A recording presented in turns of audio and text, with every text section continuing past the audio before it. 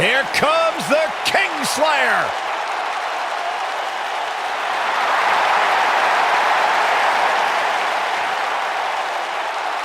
I think the look of confidence on the face of Seth Rollins says it all. He is ready.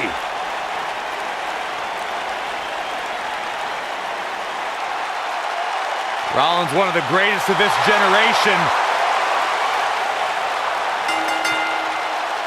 The following contest is a steel cage match. Making his way to the ring from Davenport, Iowa, weighing in at 217 pounds, the Seth Rollins has made a career champion out of taking risks and seizing opportunities.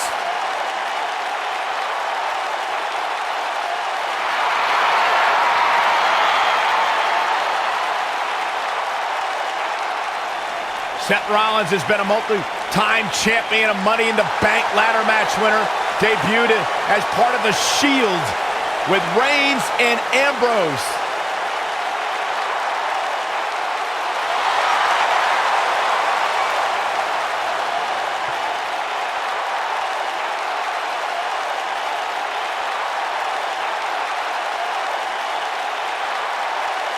The Kingslayer set for action.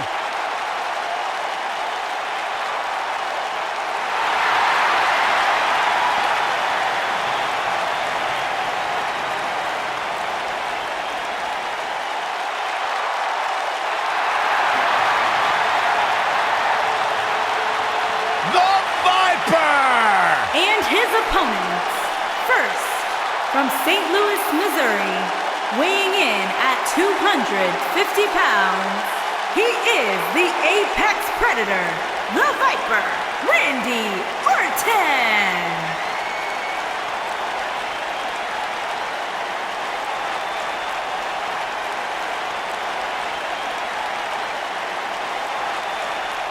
Few WWE superstars have fared as well throughout their careers as Randy Orton.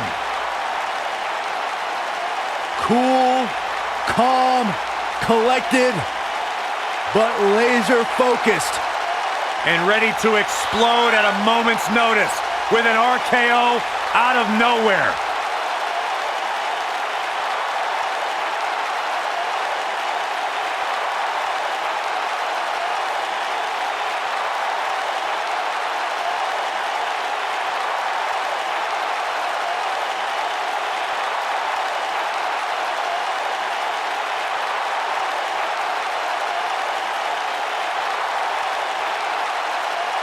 Randy recently etched his name in history as one of WWE's few Grand Slam champions, and the Viper has shown no signs of slowing down. Just as dangerous now as the day he burst on the scene.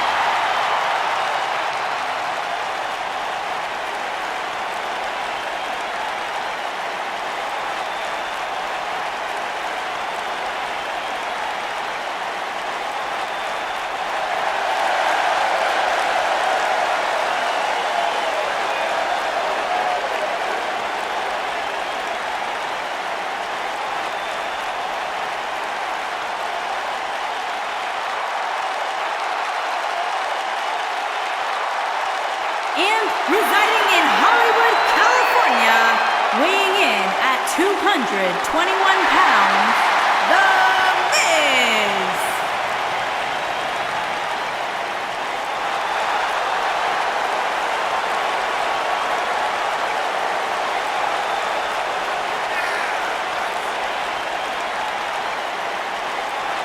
Go ahead, Corey. Tell us all about The Miz.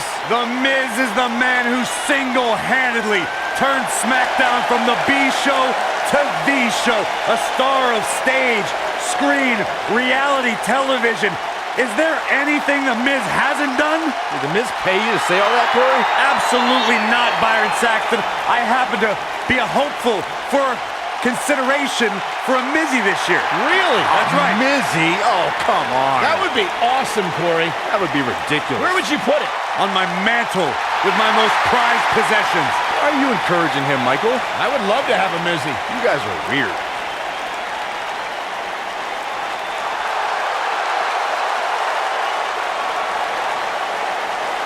The cerebral assassin has arrived.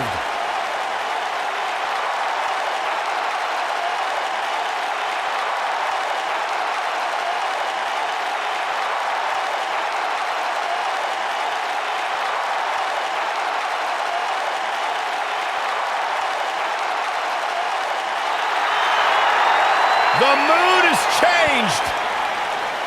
And from Greenwich, Connecticut, weighing in at 255 pounds, the game, Triple This is Triple H's H. world. The spotlight is his home.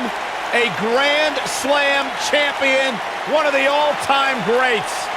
Former European champion, former Intercontinental champion, Tag Team champion, and WWE champion. Triple H is right where he belongs, in the spotlight, with the eyes of the WWE Universe fixated squarely on his chiseled physique. Broke into the main event scene with the likes of The Rock, Mick Foley, Big Show, all at WrestleMania 2000. And has never looked back since.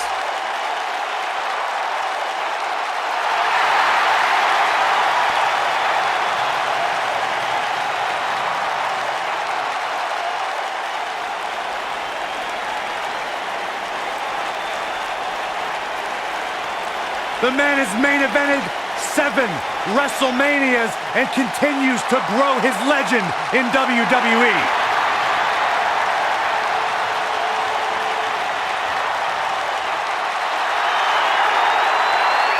From the midnight workouts to the endless dieting, Triple H prides himself on always being ready.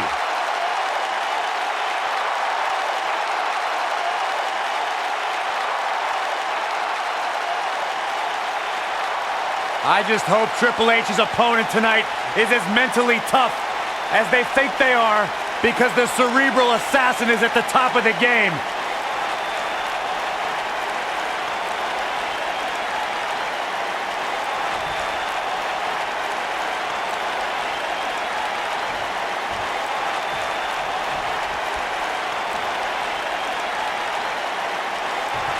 One of the aspects to this type of match which makes it so interesting is that it can lead to the formation of unlikely alliances.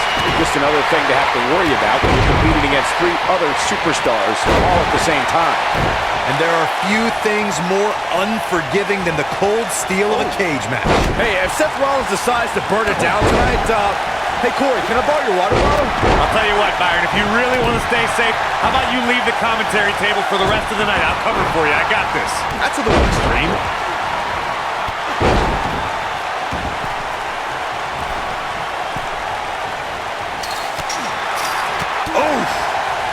Oh, nasty impact.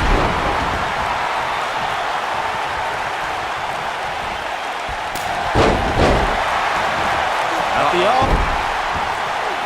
Boom, what impact.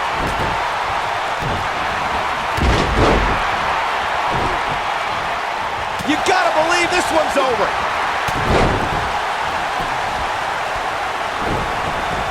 Trap. Oh! Nailed it.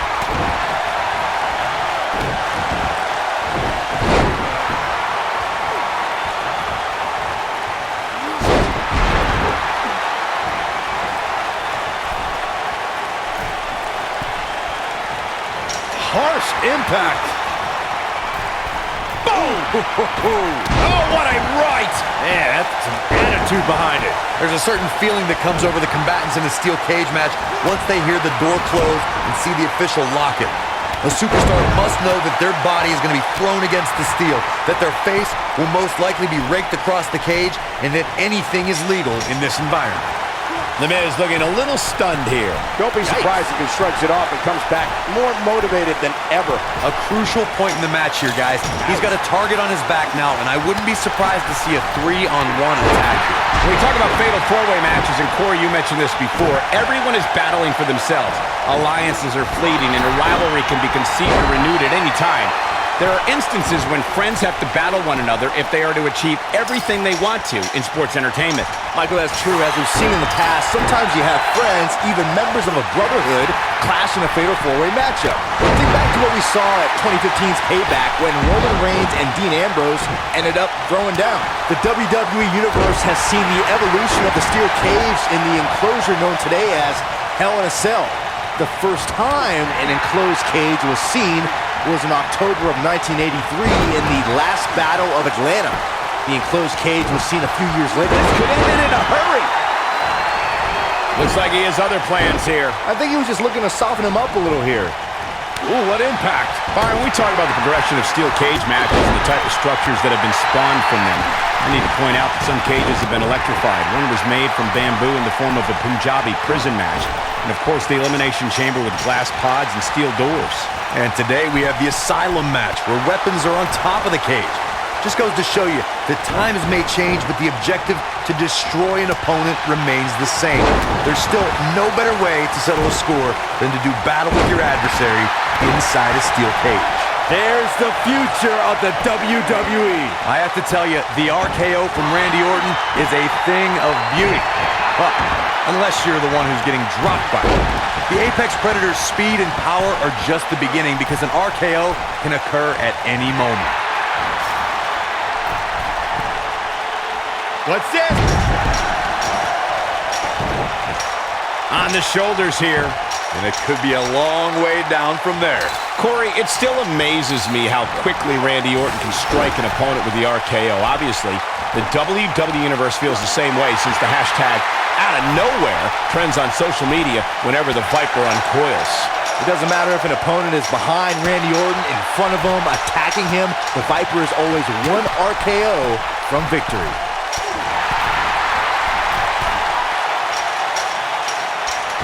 Triple H showing a lot of heart here, but how can he turn this around in his favor? One of the things we've learned about Seth Rollins over the years is his resilience, his never-say-die attitude, always in a match. Don't ever count the Kingslayer out. He's got an overabundance of heart, plenty of guts, and will do whatever is necessary to pick for a schoolboy. Into a super kick. I'm not sure how much he has left. You know, guys, I have to agree with you. Seth Rollins does have incredible resilience. No authority disruption. No injury is too big of a hurdle for him. Those obstacles just add more fuel for Seth to burn. This must be it. Oh, my. Can he finish the job? He's moving with confidence now, guys. Well, the architect is rolling now. Schoolboy, no, rolls. Call a super kick.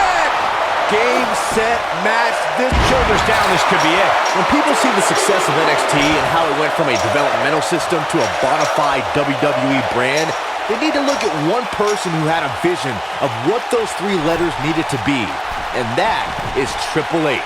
Once Triple H became a WWE executive, he completely overhauled the way the WWE developed its superstars of tomorrow. Some of my most rewarding work has come from spending time at the WWE Performance Center and being around the superstars of NXT. Triple H created an environment that's second to none in terms of training and learning how to develop into a WWE superstar. The WWE Performance Center rivals any professional sports or Olympic training facility. Triple H had a dream, he had a vision of what the future looked like, and he made it happen. You can't deny the stars who've come from the Performance Center. Just look at me. Randy Orton is one of the most dominant competitors in WWE history with few weaknesses. Corey, how would you target the Apex Predator? One needs to look at Orton's medical history for the key. More than anything else, shoulder injuries have put the Viper on the sideline. Success breeds success, and he's definitely having some right now.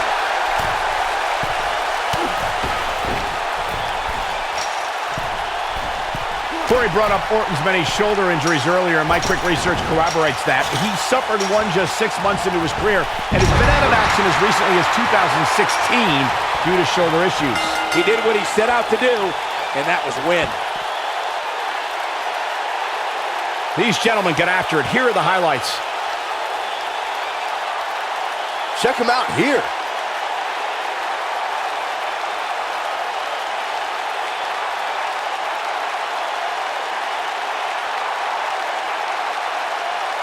He really put on a great show.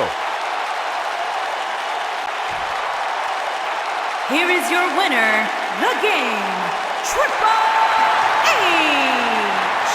And there's our winner of this fatal four-way match. It could have gone so many different ways, but in the end, only one of these competitors had what it truly takes to be the alpha. And by the sound of this crowd,